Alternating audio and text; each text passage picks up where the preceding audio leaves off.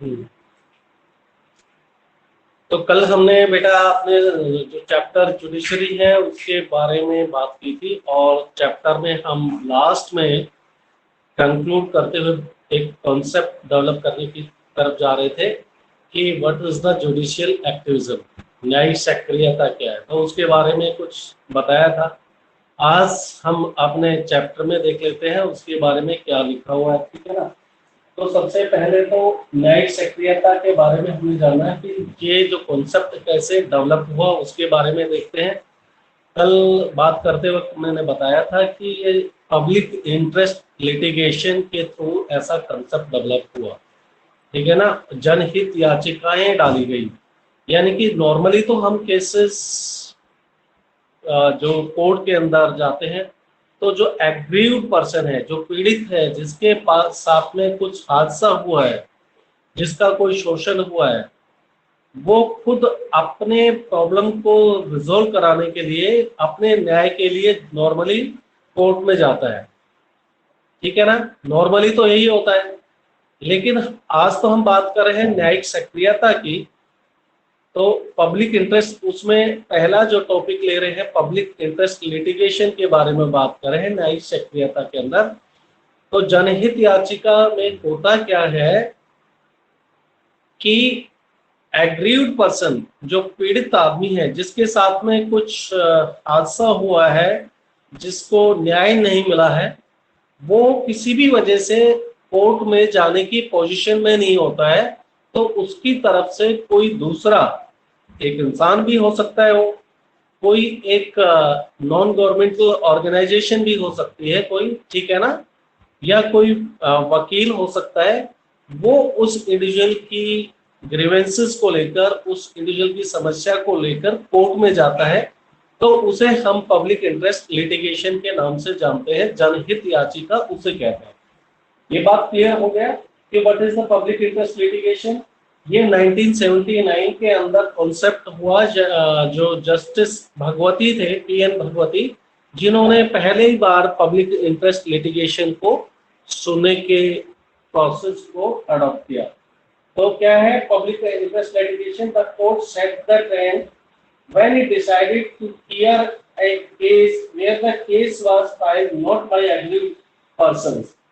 के कोर्ट ने ये जो कॉन्सेप्ट है उस वक्त शुरू किया जब ये निर्णय लिया कोर्ट ने कि where the case was filed not by aggrieved person, कि जिसके साथ में कोई दुर्घटना हुई है, जिसके साथ में अत्याचार हुआ है, वो इंसान कोर्ट में ना जाकर उसकी तरफ से कोई दूसरा इंसान उसका रिप्रेजेंटेशन करे। नॉर्मली होता है क्या है, मेरे साथ कुछ अन्याय हुआ है तो मैं अपना वकील करता हूं, और फिर वो वकील मेरा पक्ष रखता है और उसके लिए वो वकील फीस लेता है मुझसे।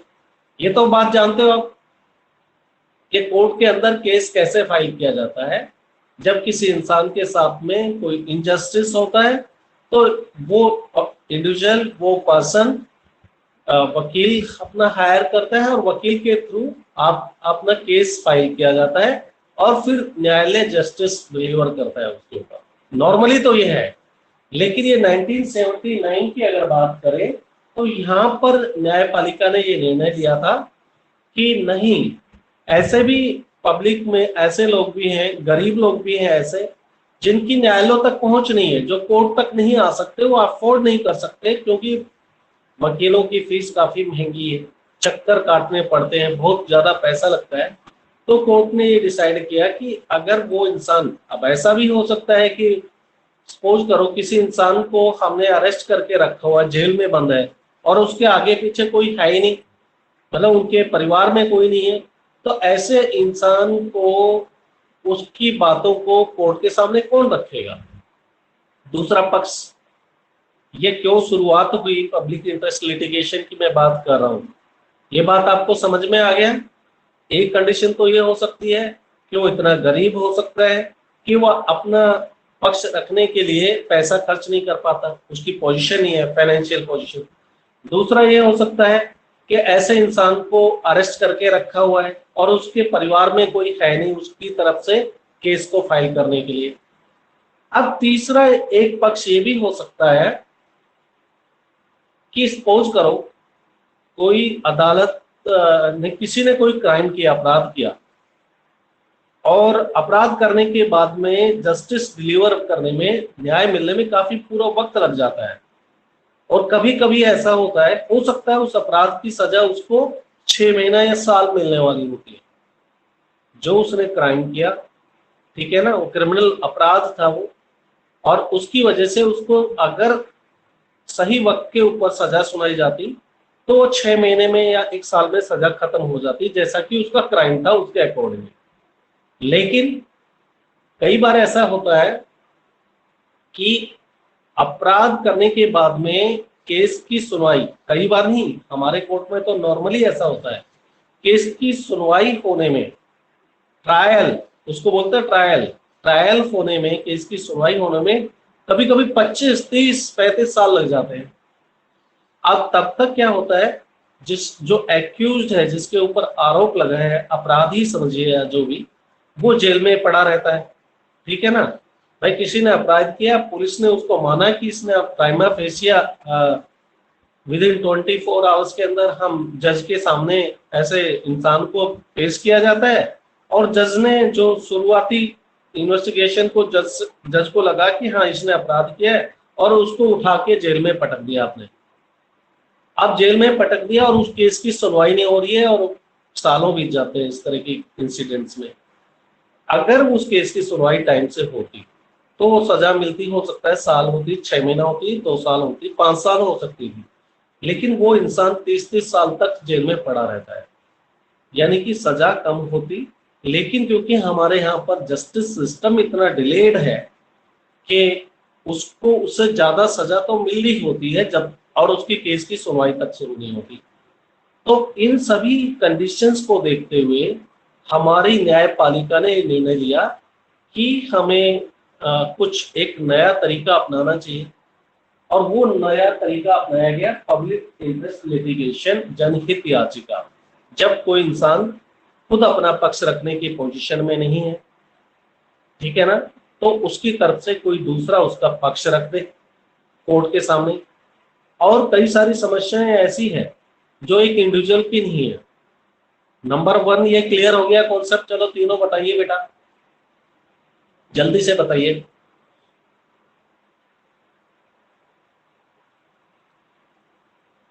अरे योगेश, बहुत ही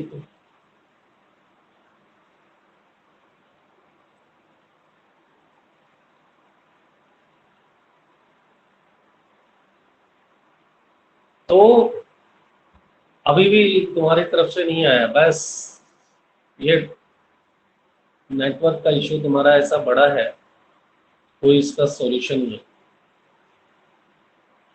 तो एक तो ये पहलू हो गया। दूसरा पहलू ये है कि कभी कभी बहुत सारी समस्याएं हैं समाज के अंदर, जिसके लिए कौन, मतलब कोई एक इंडिविजुअल दोषी नहीं है, ठीक है ना, और सरकार उस अपने काम को डिलीवर करने में, अपना कार्य करने में फेल हो जाती है। सरकार की मैं बात कर रहा हूँ, पार्लियामेंट की बात कर सकते हो, या फिर एग्जीक्यूटिव काउंसिल ऑफ मिनिस्टर्स की बात कर सकते हो, ठीक है। एग्जाम्पल से समझाता हूँ आपको।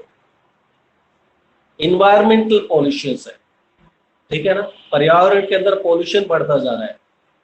अब आप ये समस्या को समझिए, ये किसी एक इंडिविजुअल के प्रति तो कोई अपराध नहीं है, ठीक है ना, किसी एक के प्रति अपराध नहीं है, लेकिन ये पर्यावरण की जो समस्या है उससे सभी को इसको बियर करना पड़ रहा है, इसकी जो मार है सबको बियर करनी पड़ रही है।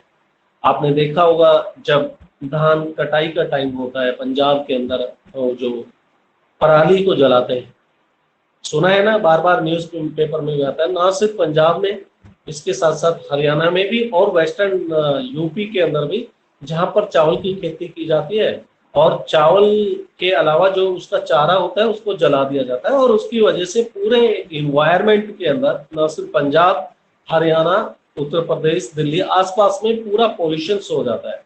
या फिर दूसरा पक्ष देख सकते हो कि जब कोई फंक्शन होता है लाइक दिवाली, तो फिर पटाखे वगैरह, तो इससे, पटाखे का इस्तेमाल करने से भी इन्वायरमेंटल पॉल्यूशन होता है। अब इसके लिए कोई एक इंडिविजुअल रेस्पॉन्सिबल नहीं है, और सरकार को चाहिए कि इसके ऊपर कोई कानून लेके आए और उस कानून को सख्ती से लागू करें, ताकि इस तरह की जो इंसिडेंट्स करने वाले लोग हैं उनको सजा मिले। या फिर सरकार अल्टरनेटिव देखे कि उस पराली को किस तरह से हम बेनिफिट में इस्तेमाल कर सकते हैं, ताकि जो किसान है उसको जलाए नहीं। लेकिन सरकार अपने काम में फेलियर हो जाती है, वो नहीं कर पाती। तो ऐसे टाइम में सरकार की जगह जब अदालतें इस मामलों में इंटरफेयर करने लगती है, तो फिर इसको हम न्यायिक सक्रियता या जुडिशियल एक्टिविज्म के नाम से जानते हैं। ये बात क्लियर हो गया। What is the judicial activism?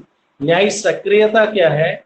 जब सरकार अपने कार्य को, जो उनके वैधानिक कार्य है, लाइक पार्लियामेंट को चाहिए कि कोई कानून बना के लाए वातावरण में प्रदूषण को रोकने के लिए, नहीं करती है।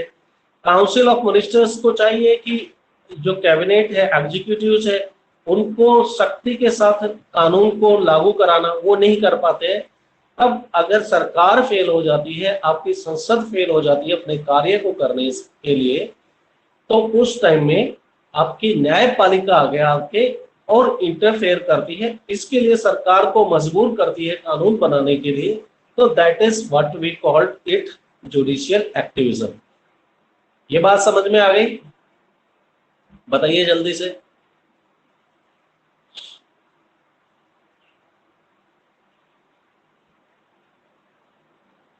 ये तीसरा इंसान को, योगेश क्या बात है, आपको समझ में नहीं आया तो ये भी लिख सकते हो कि बेटा नहीं समझ में आया, और अगर आ गया तो मैसेज डालना सीख लो, प्रैक्टिस करो, हो जाएगा सब कुछ। प्रैक्टिस से होता है बेटा, प्रैक्टिस से सब कुछ पॉसिबल है।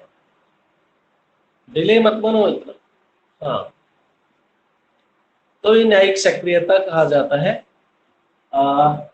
अब इसमें मैं बात कर चुका हूँ। देखो, कैदियों के बारे में न्यायिक सक्रियता से किस तरह के काम किए गए।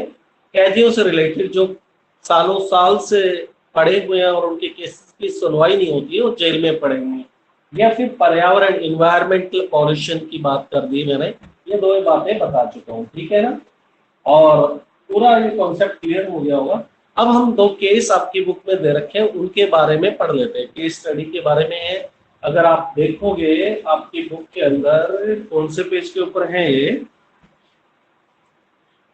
तो ये बेटा पेज नंबर 136 में है, हिंदी मीडियम 136, और इसमें भी 136 पर ही है, यानी कि दोनों में 136 पेज के ऊपर दे रखा है। आप इसमें लिखा हुआ सम अर्ली पीएल्स, यानी कि जो पब्लिक इंटरेस्ट लिटिगेशन जो शुरुआती दौर में डाला गया, उसके बारे में जिक्र किया है कि ये कॉन्सेप्ट डेवलप कब हुआ। तो ये 1979 का एक केस है। इसको हुसैन आरा खातून बनाम बिहार सरकार का नाम से बोला जाता है। तो ये वही है, मैं आपको शॉर्ट में बता चुका हूँ कि वो फीमेल है, मुस्लिम, और वो जेल में पड़ी रहती है, उसकी केस की सुनवाई नहीं होती है, और वो बहुत ज़्यादा कई सालों की सजा काट ली होती है, तब तक भी सुनवाई नहीं होती है। फिर एक एनजीओज, नॉन गवर्नमेंट एनजीओज का मतलब ये होता है, वो बेटा सरकार का जहाँ पे कोई रिलेशंस नहीं है, कुछ पब्लिक के लोग मिलकर और एक ऑर्गेनाइजेशन बना देते हैं, गुट बना देते हैं, और वो कुछ कार्य करता है पब्लिक के इंटरेस्ट के लिए, अच्छे कार्य के लिए एनजीओज होती हैं। तो इनको नॉन गवर्नमेंटल ऑर्गेनाइजेशन के नाम से बोला जाता है, ठीक है ना। एनजीओ क्या है समझ गए? सरकार का इन्वॉल्वमेंट नहीं है, कुछ लोग इकट्ठे हो जाते हैं और वो पब्लिक वेलफेयर के लिए काम करते हैं मिलकर। ये बात समझ में आ गया? What is the NGOs?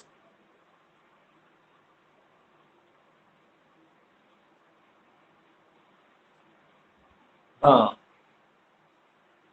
तो हुसैन आरा खातून का केस यही है। बिहार के अंदर किसी जेल के अंदर फीमेल है, काफी सालों तक ये पड़ी रही और इनके केस की सुनवाई नहीं हुई। फिर एक एनजीओ इंटरफेयर करती है, मतलब इस मामले की तरफ ध्यान जाता है, और वहां से इनको जो है सुनवाई होती है केस की, और एक वकील है वो इस केस को पिटीशन को फाइल करते हैं सुप्रीम कोर्ट में, और इस केस की सुनवाई होती है अगर पब्लिक इंटरेस्ट लिटिगेशन और जल्दी ही इनको रिलीज कर दिया जाता है, ठीक है ना, जेल से रिहाई हो जाती है।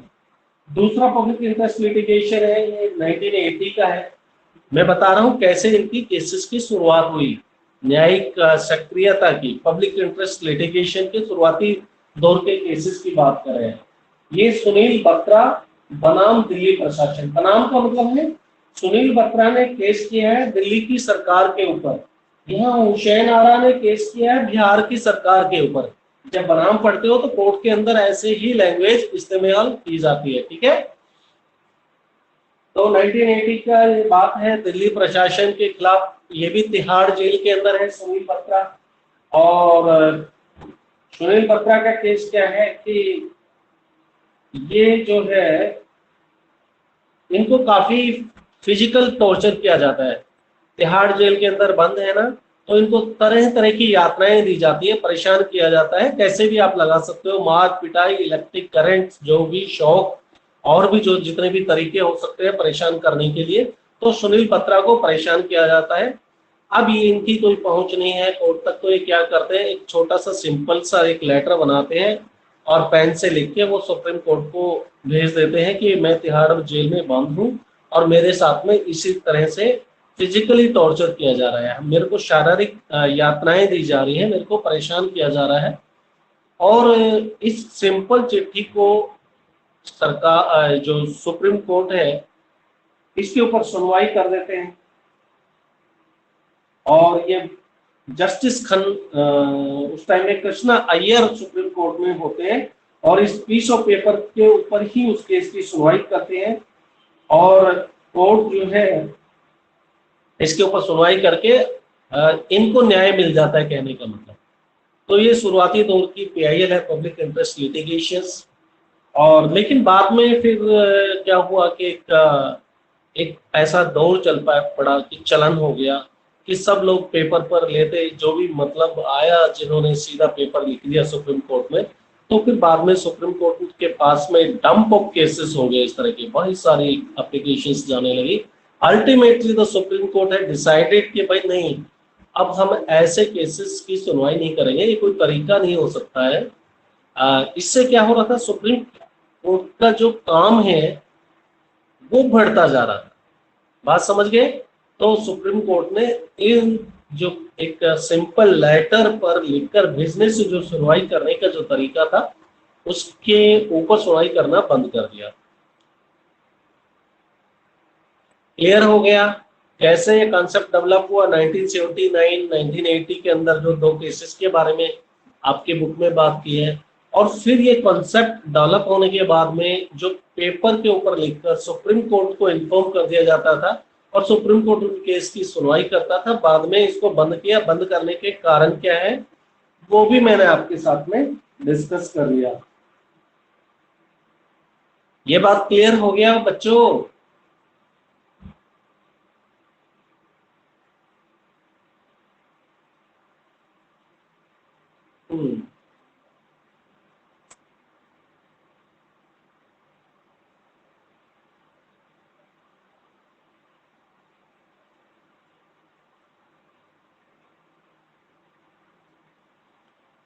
अब उसके बाद में आ जाता है कि देखो, हमको एक अधिकार मिला है, राइट टू लाइफ, जीने का अधिकार।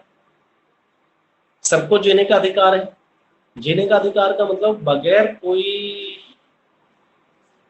किसी के द्वारा कोई, अगर ऐसा कोई क्राइम नहीं किया जाता है तो आप उस किसी की जिंदगी नहीं ले सकते, ठीक है ना। किसी की जिंदगी इतने आसानी से नहीं लिया जा सकता। There is a procedure established by the law, ठीक है ना। एक तरीका है जो कानून के द्वारा बनाया गया है।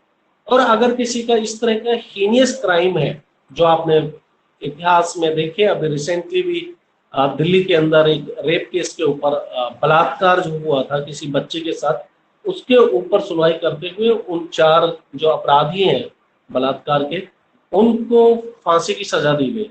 यानी कि जिंदगी लेने, जिंदगी जीने का जो अधिकार है, राइट टू लाइफ है, और इस अधिकार को इतने आसानी से नहीं छीना जा सकता। ये तो आपको पता है, जीने का अधिकार सब इंसान को है। अब ये बात करते हैं कि ये जीने का अधिकार का मतलब सिर्फ इतना ही नहीं है कि आपने 2 वक्त की रोटी खा ली और आप सांसें ले रहे हो। This is not simply write of life, ठीक है ना।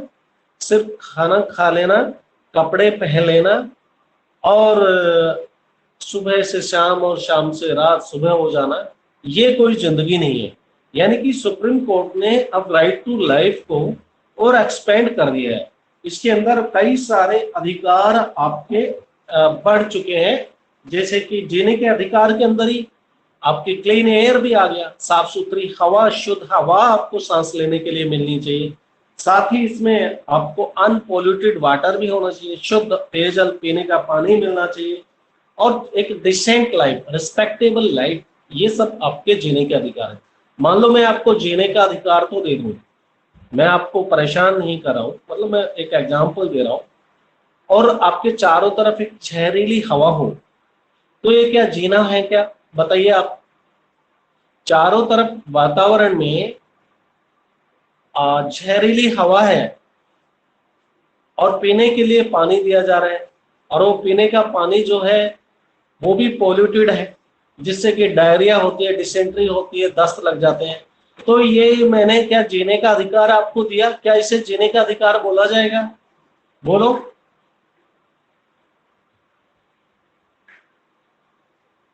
हुआ क्या जीने का अधिकार? हाँ, तो कहने का मतलब सुप्रीम कोर्ट ने अब इस जीने का अधिकार को एक्सपेंड कर दिया और क्लियरली डिफाइन किया है कि जीने का मतलब ये नहीं है सांसें ले लेना। आप फ्रीली रह सके, आप चिंता मुक्त रह सके, आप डिग्निटी के साथ रिस्पेक्टेबल लाइफ जी सके, आपको शुद्ध हवा मिले। अब ये सुप्रीम कोर्ट की तरफ से ये सब करने के बाद में अब ऐसा हो गया कि अब आपको अधिकार है तो क्लीन एयर का, अगर आपको सरकार ये शुद्ध हवा नहीं दे पा रही है, शुद्ध जल नहीं दे पा रही है आपकी कॉलोनी में, तो आप सरकार के खिलाफ कोर्ट जा सकते हो, ठीक है ना। जब आपको जीने के अधिकार के अंदर ये शामिल हो गया, शुद्ध हवा मिलनी चाहिए, अब शुद्ध हवा मिलने नहीं रही, क्योंकि हवा के अंदर पटाखे छोड़ने से पोल्यूशन फैला रहे हैं, कोई क्योंकि हवा हवा के अंदर पराली जला दी जाती है, उससे पोल्यूशन हो रहा है, क्योंकि पानी में शुद्धता नहीं रही, ठीक है ना। तो ये किसका कार्य है? ये सरकार का काम है, ये आपकी संसद का काम है। संसद ऐसे कानून बनाए, लेकिन जहां संसद अपने कार्य में फेल हो जाएगी तो सुप्रीम कोर्ट आगे आएगा और संसद को अपने काम के प्रति जगाएगा। ये बात क्लियर हो गया?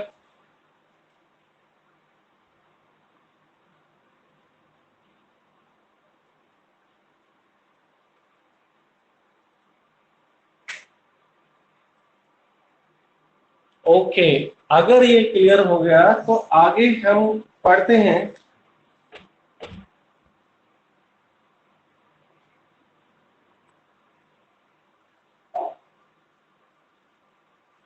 अब ये सब कुछ तो हुआ, अब इसके साइड इफेक्ट्स क्या है ये बताइए।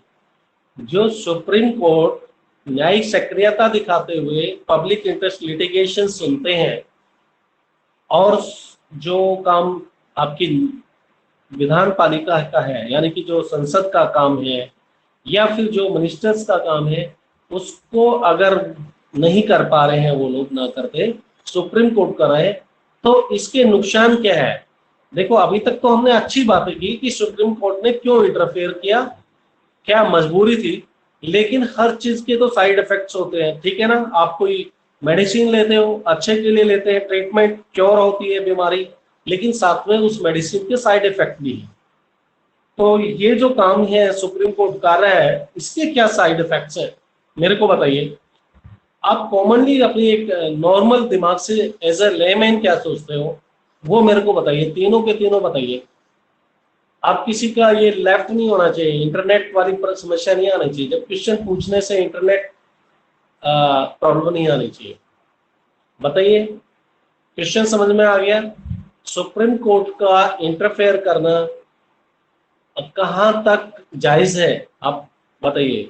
मतलब ऐसा करने से फिर इसके नुकसान क्या होते हैं, ये बताइए।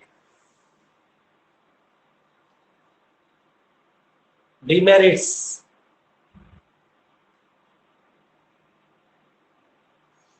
अरे कॉमन इंसान जैसे सोचो, आप ये मत सोचो कि कहीं बुक में मिलेगा।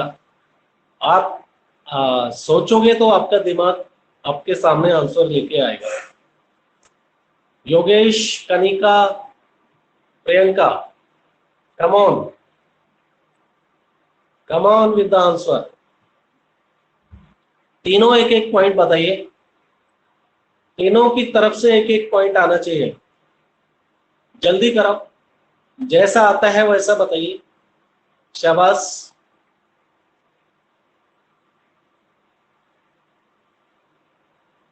अरे बेटा सोचो और बस लिख डालो मैसेज। क्या जा रहा है इसमें, कोई आपको नेगेटिव मार्किंग है क्या? शाबाश, तीनों की तरफ से आना चाहिए।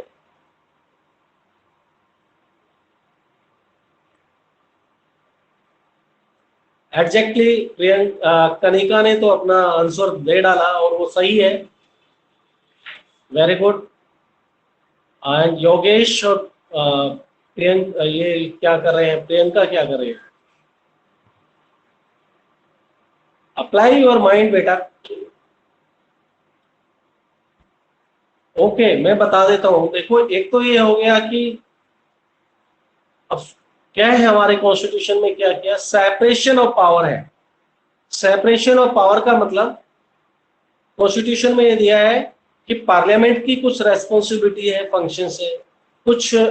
पार्लियामेंट मतलब क्या है, लेजिस्लेटिव बॉडी है, यानी कि कानून बनाना काम पार्लियामेंट का है। और यहाँ पर क्या कौन कर रहे हैं, कौन कर रहा है यहाँ पर आके, जुडिशरी कर रही है। तो यानी कि कहने का मतलब ये हुआ, जो काम पार्लियामेंट को करना चाहिए वो न्यायपालिका कर रही है। तो न्यायपालिका क्या कर रही है, पार्लियामेंट के कार्यों में हस्तक्षेप कर रही है, इंटरफेयर कर रही है। ठीक है ना? सिमिलरली डंप ऑफ केसेस बढ़ जाएंगे।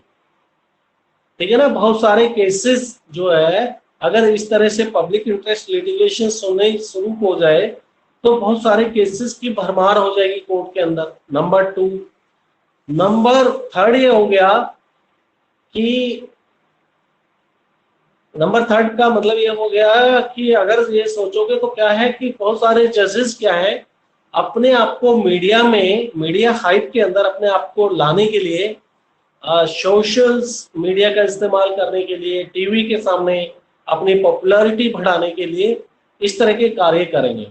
तो वो जो कॉन्स्टिट्यूशन के अंदर सेपरेशन ऑफ पावर है, हर एक की अपनी रेस्पॉन्सिबिलिटी देके रखी है, वो खत्म हो रही है यहाँ पर। दूसरा क्या है कि डंप ऑफ केसेस बढ़े जा रहे हैं। ठीक है ना? इसकी वजह से बहुत सारे केसेस सुप्रीम कोर्ट के अंदर बढ़ जाएंगे। तो ये सब कारण है जिसकी वजह से जुडिशियल एक्टिविज्म के कुछ डिमेरिट्स हैं। आपको 3 डिमेरिट्स बता दिए गए कि सरकार अपना काम ही नहीं कर पाएगी, क्योंकि सुप्रीम कोर्ट बार बार उसको इंस्ट्रक्शन देता रहेगा कि भाई आप ये कीजिए, ये कीजिए। तो सरकार के जो, यानी कि जो लेजिस्लेटिव बॉडीज हैं, गवर्नमेंट्स हैं, आपके एग्जीक्यूटिव हैं, उनके मामलों में इंटरफेयर किया तो फिर then the parliament will also interfere in the matters of the judiciary. ठीक है ना? और इनके आपस में ही झगड़े चलते रहेंगे। तो इन सबको अगर अवॉइड करना है तो there should be some Lakshman rekha, एक रेखा होनी चाहिए, एक बाउंड्री होनी चाहिए। और विद इन दैट बाउंड्रीज, उस सीमा के अंदर रहते हुए ही सभी को काम करना चाहिए। कहने का मतलब कि पार्लियामेंट को अपना काम करना चाहिए, मतलब ऐसा नहीं है कि पार्लियामेंट को हमें जगाना है अगर पार्लियामेंट अपना काम नहीं करती है। और similarly executive should work, they should also do their work. और समल्टेनियसली जो आपकी जुडिशरी है उसको अपना काम करना चाहिए। यानी कि जो कॉन्सेप्ट सेपरेशन ऑफ पावर, जो distribution of the power which is been given in the constitution, जो कॉन्स्टिट्यूशन के अंदर जिसके बारे में चर्चा की गई है, दैट शुड बी मेंटेन। ठीक है ना? उसको हमें मेंटेन रखने के लिए ये जरूरी है कि एक लक्ष्मण रेखा हो और उसका सब लोग पालन करें। Is that clear? Is that clear to everyone?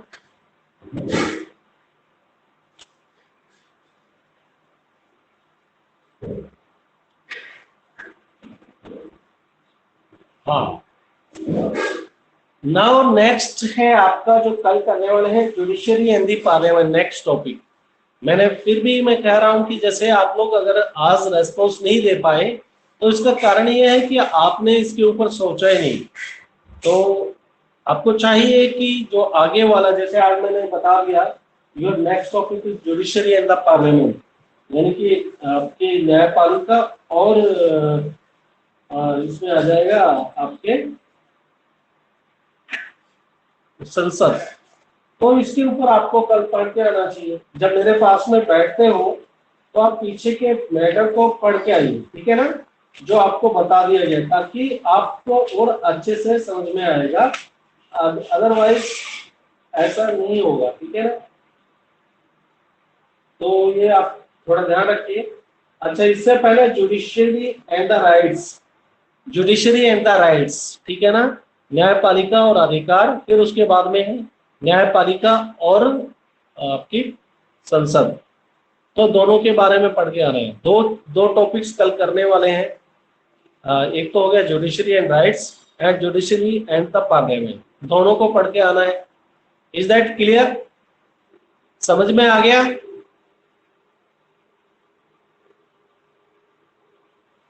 और योगेश, तुम अभी अपने फादर से मेरे को बात कराओगे। अभी का मतलब 12 बजे तक, 12 बजे के बाद में आप अपने फादर के कॉन्टेक्ट नंबर देंगे और आपके फादर भी साथ में होंगे। अब मैं बात करना चाहता हूं आपके फादर से, क्योंकि अभी तक भी आप काम नहीं भेज पाए हो। समझ में आ रही है? मैसेज कीजिए, मैसेज करो जल्दी से योगेश।